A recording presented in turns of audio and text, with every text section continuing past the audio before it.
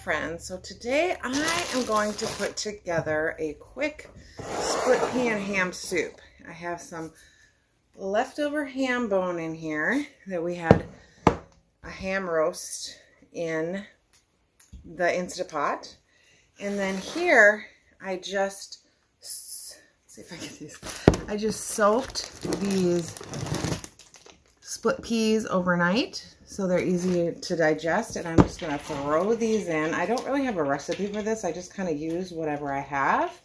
So I'm just going to throw these in, and then I have some carrots to use up. I have an onion and a couple stalks of celery.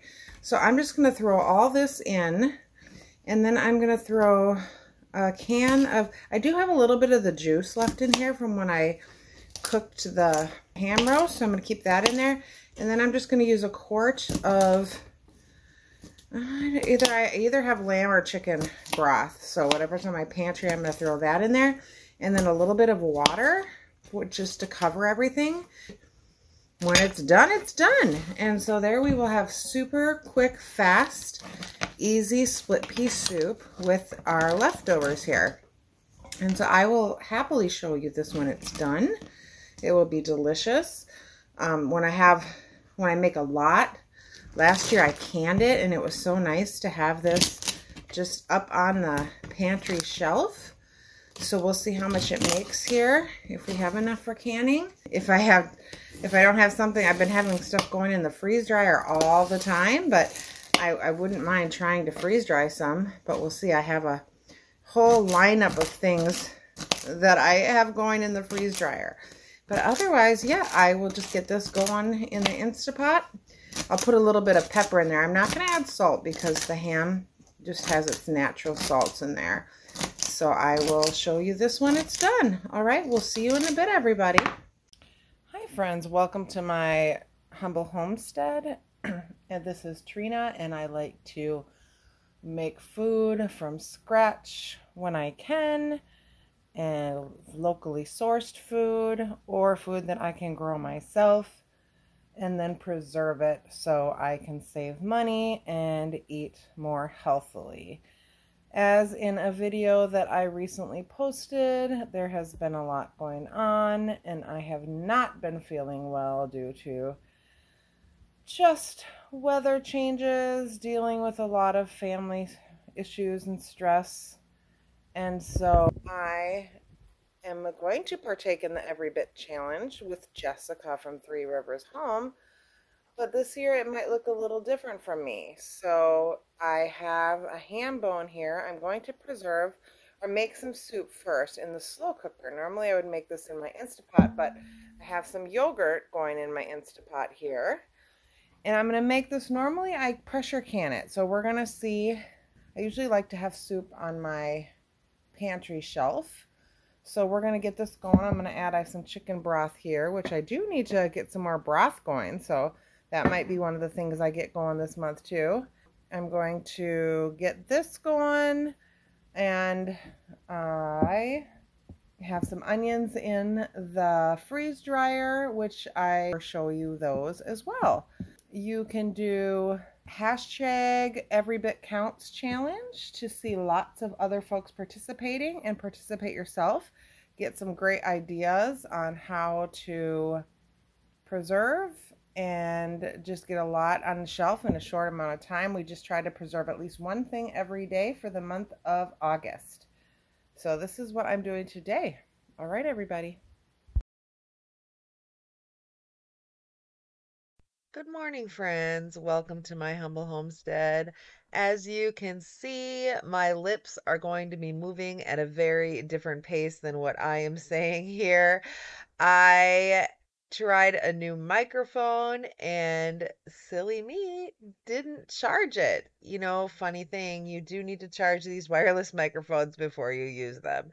So I am just going to show you here in this video how I canned up the split pea soup that I made. So I use my 4 jars lids. Those are my favorite lids. They have been very successful, and I'm talking here about the Every Bit Counts challenge. Just go ahead and check the hashtag. You can see lots of inspiration from other homesteaders. So I had my soup that was finished, and I did some quart jars here. I was also talking about how I had picked up fresh chickens from the farm down the road in my small town. And since I picked up several birds, I had three in my roaster there. I was making the chicken and the chicken broth all together. Then what I'm going to do is after I process the soup that I'm going to process, then I'm going to can and process the chicken broth. Then I'm going to take that meat from the chicken and debone it, and I'm going to make some meals from it. And I'm certainly going to use those meals for my suppers, and I want to make some MREs, which in my freeze dryer, which are shelf stable meals that you just need to add water to and they'll make a meal. So a lot of people take them camping, hiking, and things like that, but they're really nice to have on the shelf. So I'm going to do that with the chicken and make some other things as well as probably freeze dry some chicken and also maybe just keep some in the freezer. So I am filling the jars right here.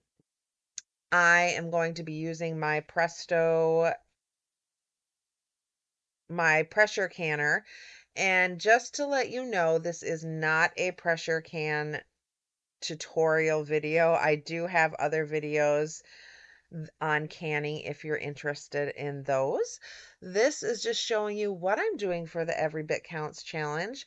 Today, I got 2 quarts and 1 pint of soup that I just had leftovers. I had these in the refrigerator, the leftovers that we did not eat, and I literally just took the leftovers and canned them. Now, this came out of a cold refrigerator, so they went into cold jars, and I have not heated up my canner, so I'm going to put them in the cold, heat them up together, get them to pressure. My pressure in my area, you always want to look at what your altitude is and what your pressure is. So in my area, it's between 10 and 12. And then I pressure can them for 90 minutes. It was probably even a little bit longer, but it was 90 minutes. And then after that, what I was talking about is that I'm just took the chicken broth and I was going to can it since the canner is already hot and ready to go. Then I can take the hot chicken broth, put those in jars, and then put those into the canner. Since everything will be hot, it'll go into the hot water. So that is what I'm doing. And yeah, I'm already excited to get this stuff going. It just seems so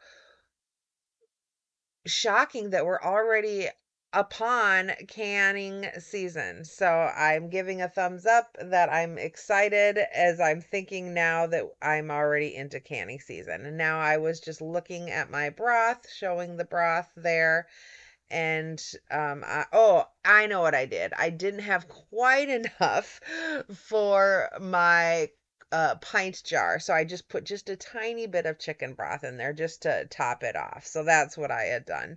All right, so that's what's going to happen. I'm going to put those in the canner. We're going to process them, and then I will show you what they are like when they are done. And thanks so much for watching, everybody. I'm so excited to see what you all are doing in the Every Bit Counts challenge.